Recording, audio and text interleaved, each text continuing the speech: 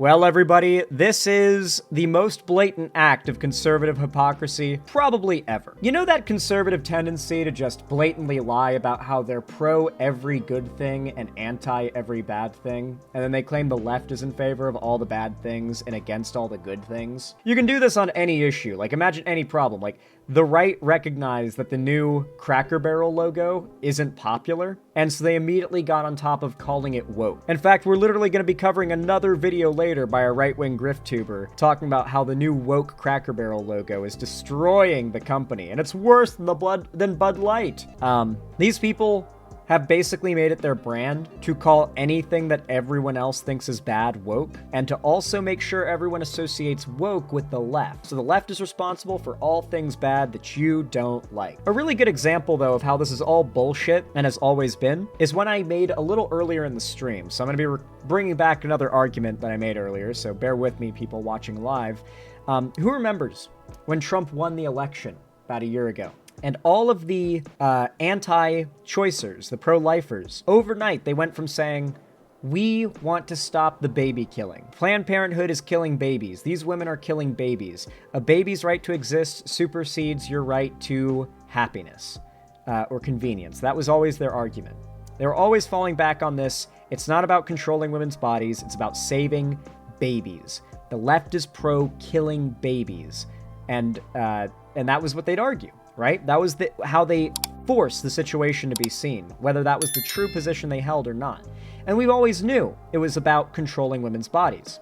We constantly called them out on their bullshit, being like, no, you don't actually give a fuck about babies. If you did, you would have a single care for them once they leave the womb. But you don't. The second they're outside of a woman's body and it's time for them to be fed at school, you're going to vote against free school lunches. You're going to they all do that. The same politicians and people that are against abortion vote against free school lunches. They don't give a fuck about children or babies or saving them. What they cared about was calling their opposition on the issue, the opposition side fighting for women's bodily autonomy, baby killers. That was what mattered. And then Trump won. And immediately, like, one of the biggest things on Project 2025 is eliminating Roe v. Wade, which happened very shortly after, as we all know. And so when Trump won, the day it came out, the news that Trump won, Nick Fuentes, along with all the other big pro-lifers online, all went on this long gloat saying, yep, you were right all along. It was all about controlling women's bodies, and we won anyway. You guys were right all along, and now it's too late. Even though we're admitting it, doesn't mean a thing. We're in power now. The election's over. We don't have to lie about what we were saying this whole time anymore. Here, let me see if I can find the video, actually. Nick Fuentes, Your Body, My Choice video. Like, remember how much conservatives, including Nick Fuentes, argued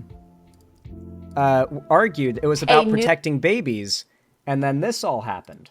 New and disturbing analysis shows attacks against women have surged on social media in the days following Donald Trump's election win. Hateful and sexist phrases like "your body, my choice" and "get back to the kitchen" are getting millions of clicks online. White nationalist and Holocaust denier Nick Fuentes posted "your body, my choice" forever on election night. It's been viewed more than 90 million times. So does this abuse amount to right-wingers just indulging in online trolling? Do they show the video of Nick Fuentes doing his little, like, gay, smug bit? I guess they don't. It really hits hard when you see him, like, gloating about it, but he does the whole, like, yeah, you know, like, he basically admits, like, yeah, you leftists were right all along. We did just want to control women's bodies this whole time. We were lying when we said it was about protecting kids, but now it's too late. What are you going to do about it? We won.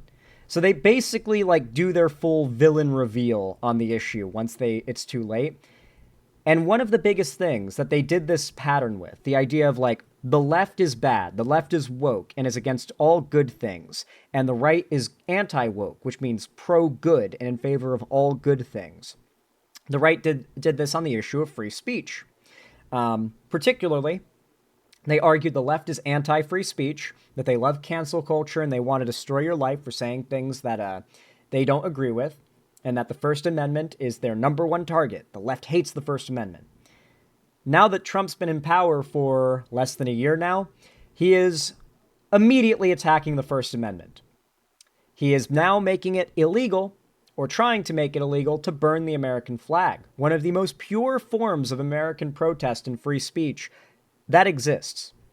The beauty of America was that, like, the First Amendment is so powerful that it protects you against prosecution, against criticizing it, which is supposed to be, like, the ultimate form of freedom. Many countries don't have that kind of freedom, the ability to criticize your government, to criticize your founding documents, to criticize the documents that give you the right to criticize the documents.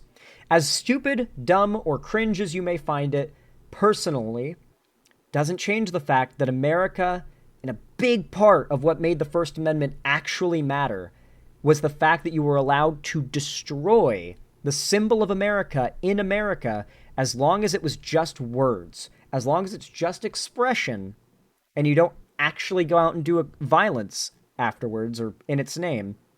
You're not committing a crime by burning an American flag. But Trump has now signed an executive order making it as such. Burning the American flag is like the number one thing protected within the First Amendment. The fact that he is targeting that to start his attacks on the First Amendment really shows that they never were in favor of free speech. In fact, his whole support base is defending this because, once again, everything they said about how they were pro-free speech and they had to protect it from the left, it was always nonsense. Just like the idea that being anti-abortion was about protecting babies, it wasn't. When they've won, they will admit, when they've gotten what they want, they will admit, we were never in favor of free speech. It was just about shutting down progressive speech. We never were in favor of saving babies. It was about controlling women's bodies.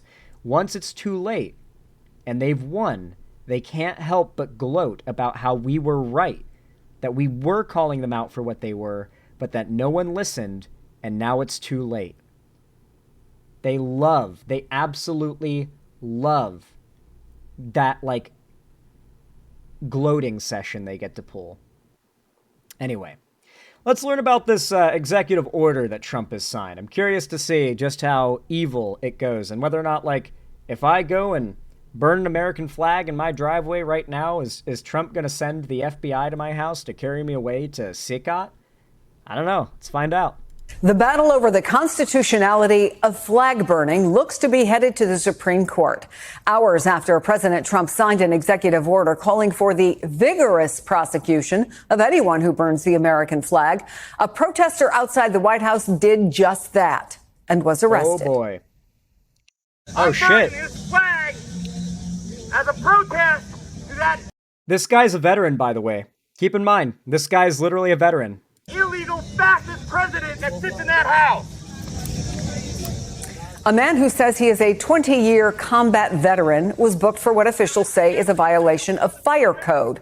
But it came before the ink was even dry on Trump's executive order that acknowledges the Supreme Court decided long ago the First Amendment protects flag burning in this country.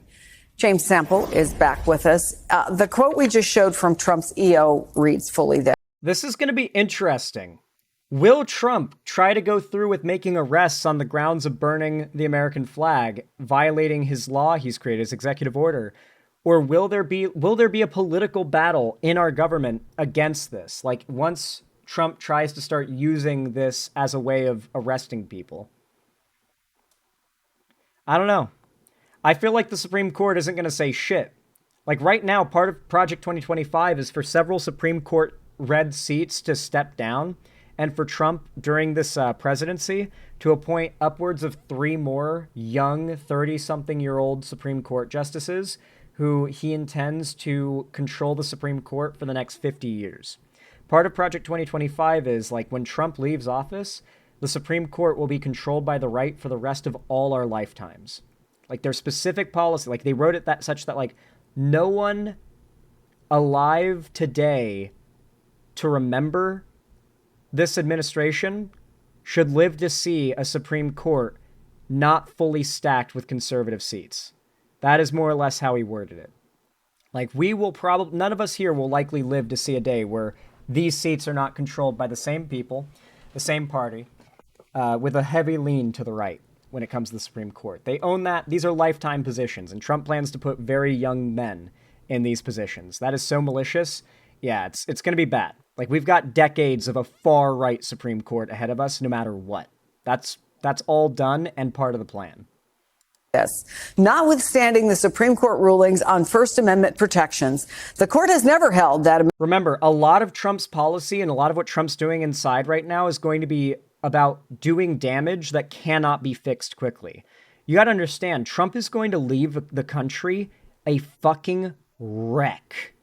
And it's not just going to be a wreck when he's done with it. It's going to keep on wrecking even after he leaves office. Meaning it's going to take at least half of an administration to fix all this shit and get things back to what they were when Trump took office. At least. We all know that is exactly how Biden got so unpopular to the point where they ousted him, put Kamala in his place, and then she proceeded to lose. The amount of damage Trump did the first time didn't stop once he left office. The damage kept bleeding our country dry until Biden was able to fix it. And by the time he fixed it, he spent more of his presidency fixing Trump's damage than making new growth. And that was enough to fool the American people into voting for another round of Trump.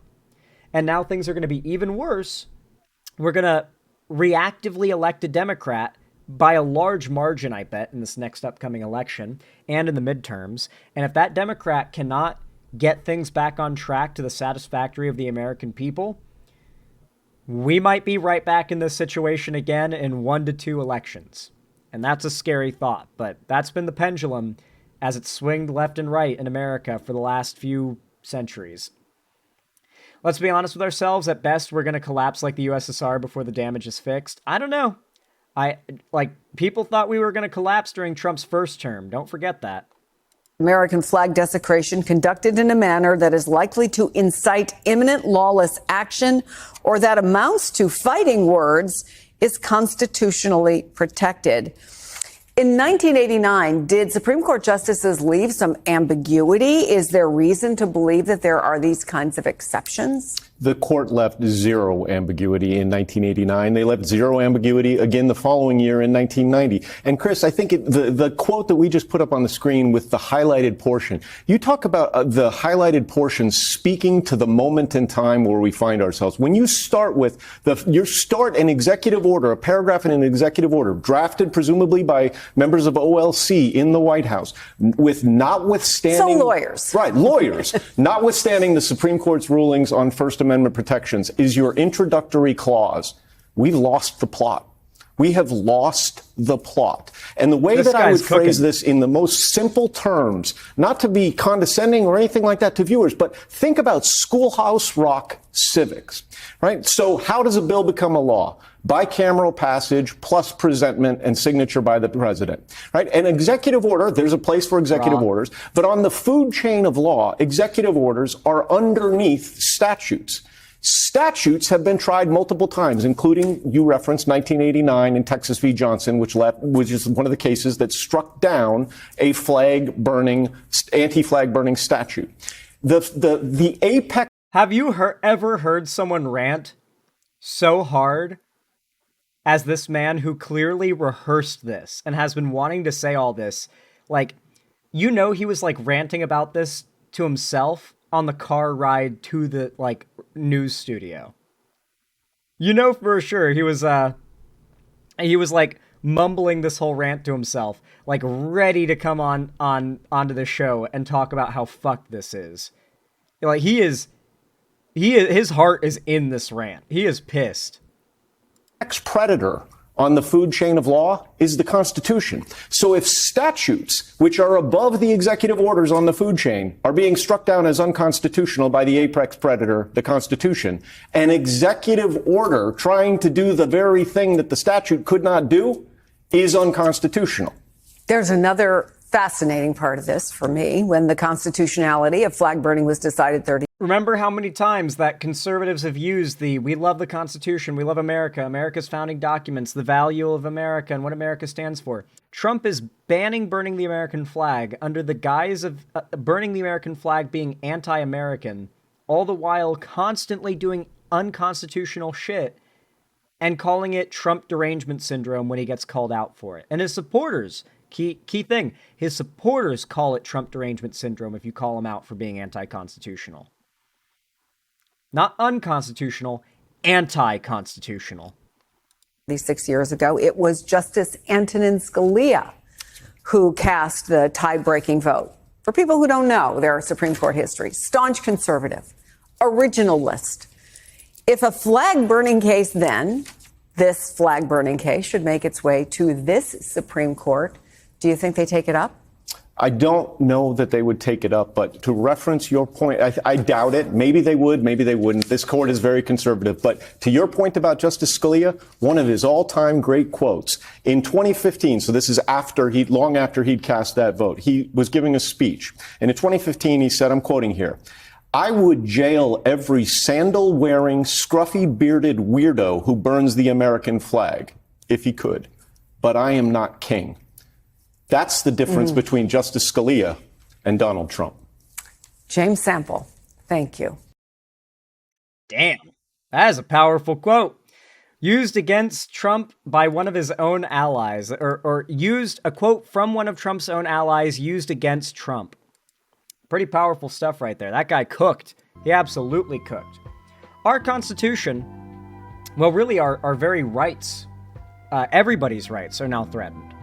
This is not just are you part of a marginalized group in America? Well, things are going to get harder. That's not how this works. Everybody's rights are under threat. Man, woman, white, black, Hispanic, trans, straight, cis, gay, bi, pan, fucking ace or aro. Doesn't matter. Dog, cat, dolphin. Your rights are under threat under this administration. Hell, the dolphins are in big trouble. Trump's about to eliminate all the EPA policy around the ocean. We're about to be dumping so much crude oil and nuclear waste into the sea, it's going to turn green in a year. Anyway, folks. This story's not very much of a feel-good, but if you did enjoy this segment, then please consider leaving a like and a comment down below. It really does help the channel and my streams a ton, so I appreciate it a lot. If you haven't already, please consider it. It boosts the channel and the algorithm, and really does mean a ton to me. So thank you to everybody who supports the channel by liking and commenting. If you want to see more from me in the future, be sure to subscribe and ring the bell icon to turn on all notifications so YouTube actually tells you when I go live or upload new videos in the future. And if you want to see more from me on other platforms, make sure to follow my social medias linked down below in the description, particularly my fan Discord. And well, that's the main one. You want to be there for the watch parties, the call-in streams, the stream announcements, and upload announcements. If you join, you won't miss a thing, and you won't regret it. I hope to see you there. And finally, if you want to support me directly, financially, help me keep the lights on and a roof above my head here at the Xander Hall studio, then please consider donating, subscribing, or gifting a sub to someone else on my website, xanderhall.com/live, or support me through YouTube, Twitch, Streamlabs, Stream Elements, Patreon, or buy some custom Xander Hall merch in the Streamlabs link down below. Don't let my sub count fool you. I am still a small creator, so your direct financial support is what allows me to do this YouTube stuff full time. If it weren't for you folks, I wouldn't be able to do this, so I really appreciate you guys supporting me directly. It means a lot. Thank you even just for being here. It really does mean the world. And thank you all so much for watching, as always, no matter how you support me. And I hope you have a good one.